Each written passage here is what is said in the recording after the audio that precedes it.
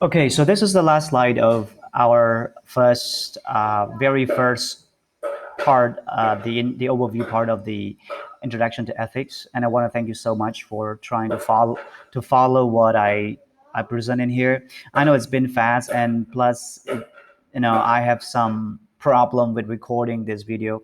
I do thank you. I want to be honest with you. This is probably not an easy thing for me, but I hope that you can learn something. And I'm kind of shy too, uh, but I think what matter most during these times of the COVID-19 crisis is to grab the most opportunity possible to learn, and so that we can remain positive and independent. Um, and as you are listening to me right now, I'm at home. I'm recording this. Having my children around me. Uh, this is not really good. I will try to find a quiet space for the next chapter. Okay, so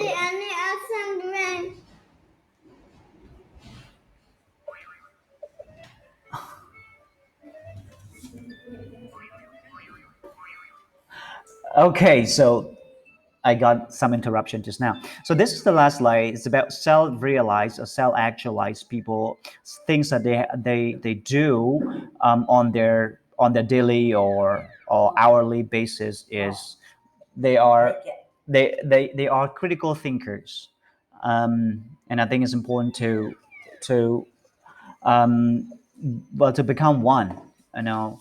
And from my knowledge and experience, well, critical thinking is not just a concept; it is a lifestyle. It's a personal decision. If you want to be critical, you can be critical anytime. You need self-awareness to be critical. Um, so if you're aware that this is an important aspect to dive in, to be more serious, to somehow you know uh, important for all of us to look into, then that's at that moment you're a critical thinker.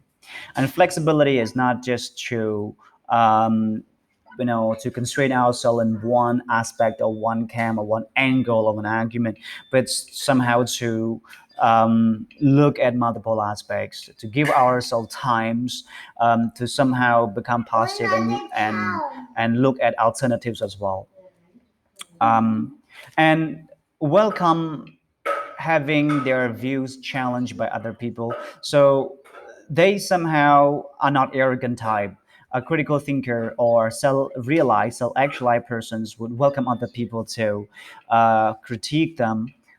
Like myself right now, I'm recording video, and maybe my explanation could be a bit biased to my frames of reference and thoughts and cultures and biases, of course.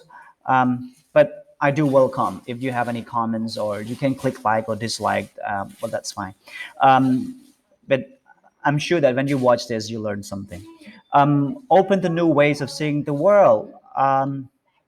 Now, as we already know that our knowledge is just a droplet of water comparing to the whole wide river, and at, and as of that kind of notions, it's important to accept the reality that we need to learn new ways. We need to learn new tricks or even new information from time to time. And when we grab enough evidence and reasonings and proof, then it's important to change our views.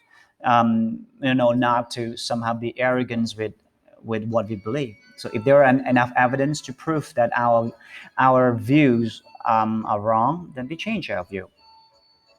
And our racism to cultural conditioning. So, well, I think it's no farther than true that we all are conditioned by the social practices, social norms, by parentings, by religions. Well, some of this, or